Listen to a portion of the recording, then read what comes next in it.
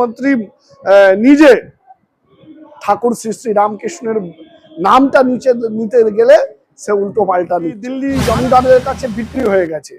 তাই যারা ডিজিটাল চালান, যারা ডিজিটাল ইউজ করেন, তাদেরকে আমি সম্মান জানি।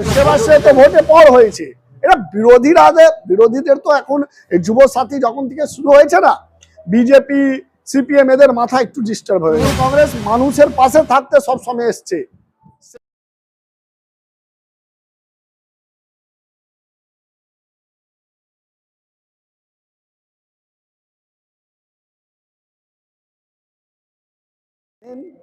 লাস্ট মান্থ আমাদের নেতা অভিষেক বন্দ্যোপাধ্যায় আমি বাংলা ডিজিটাল যোদ্ধা বলে একটা ফেসবুকে সোশ্যাল মিডিয়াতে যারা যুদ্ধ করেন বাংলা হয়ে, আমাদের দল হয়ে এবং যারা করতে চান তাদেরকে নিয়ে একটা কনক্লেভ করেছিল।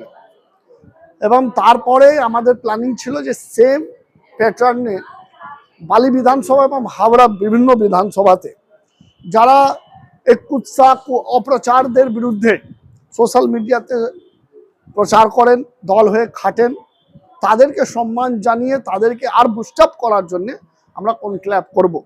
এবং তাই বালি বিধানসভাতে আজকে এই কনক্লেভ শুরু হলো, এবি ডিজিটাল যোদ্ধা কনক্লেভ। আগামী দিন সমস্ত বিধানসভাতে এই আমি বাংলা ডিজিটাল যোদ্ধা কনক্লেভ হবে। এবং যারা ইচ্ছুক, যারা এই বাংলা লড়াই আমাদের সঙ্গে আসতে চাইছেন, এই যে অপ্রচার মিথ্যা বাংলার বিরুদ্ধে, এবং বাংলার আজকেও আপনারা দেখেছেন প্রধানমন্ত্রী নিজে ঠাকুর শ্রী শ্রী রামকৃষ্ণের নামটা নিতে গেলে সে উল্টো পাল্টা নিচ্ছে। মানে আমাদের কালচার, আমাদের সংস্কৃতি, আমাদের ঋষি মুনিদের অপমান করা হচ্ছে, বারবার টার্গেট করা হচ্ছে বাংলাকে। সেই টার্গেটে লড়াইয়ে যে না বাংলা জিতবে, বাংলা বিরুদ্ধে বললে আমরা সোচ্চার থাকবো, সেই লড়াইয়ে যারা ডিজিটাল প্ল্যাটফর্মে কাজ করেন তাদেরকে আমাদের নেতা এয়ারফোর্স বলেছেন। এবং সেই এয়ারফোর্স থেকে নিয়ে আমরা আজকে কনক্লেভ করছি। সকাল থেকে তীব্র প্রতিবাদ করেছেন মুখ্যমন্ত্রী এবং অভিষেক ব্যানার্জি। ডিজিটালি যতজন আছে তাদেরকে কি বলবেন? এরকম অনেক ছবি দেখা যায় যেগুলো টিভির পর্দায় আসে না, কিন্তু এরকম অনেক ছবি ডিজিটাল পর্দায় যায়।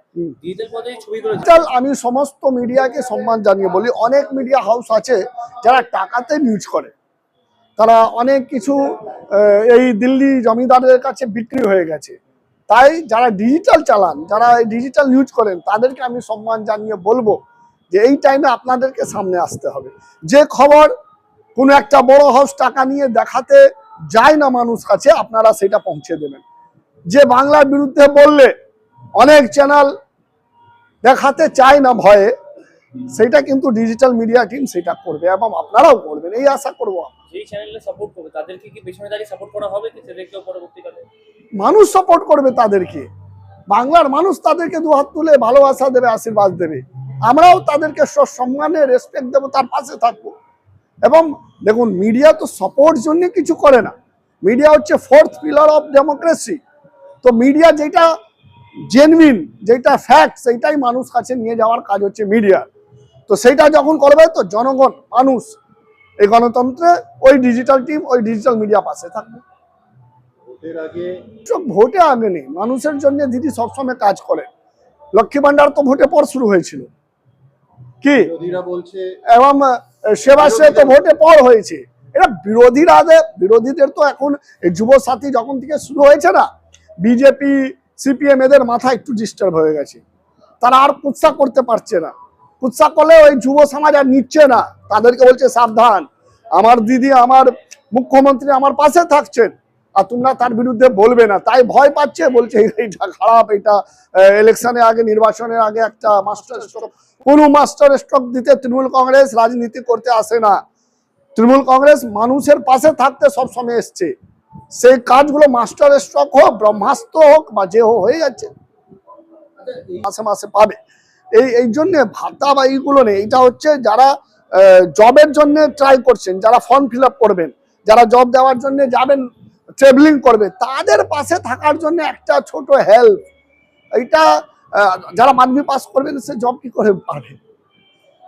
তাদেরকে তো মাধ্যমিক পাস থাকতে হবে, তাদেরকে 21 থেকে 40 বছর থাকতে হবে, একটা তো ক্রাইটেরিয়া হবে, এবং সেই ক্রাইটেরিয়ার মধ্যেই দেওয়া হয়েছে এটা।